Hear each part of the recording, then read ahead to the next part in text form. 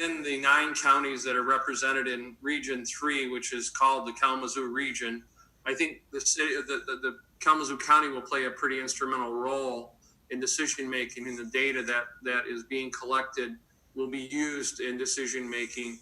The other outlier is Berrien County, and they've had a lot of activity alongside us.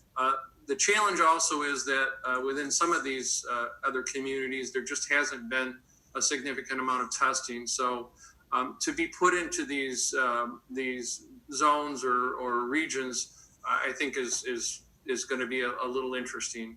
Other issues that we need to take into consideration, again, within our health systems is surge capacity, and then the continued availability of personal protection equipment. You're hearing a lot about contact tracing, and that's a big important component within our work moving forward as well. In terms of the testing strategies, we've worked in unison with the Family Health Center. They've been able to provide, close to several thousand tests within the last 3 or 4 weeks.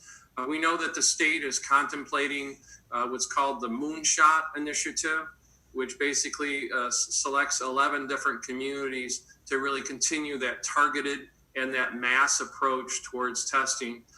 Kalamazoo County is one of those considered communities. So we're still trying to get some clarity in terms of what that would look like and what that means moving forward for our Family Health Center in terms of what their role and responsibility will look like.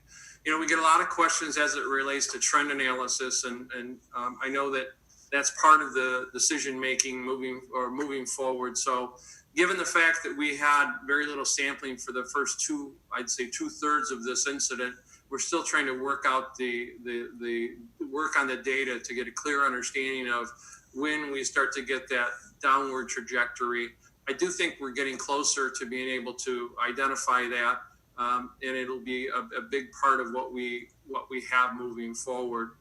We know that most likely, and I would, if I were a betting person, my bet is that most likely the governor is most likely going to lift more constraints that will impact us within our respective district as well.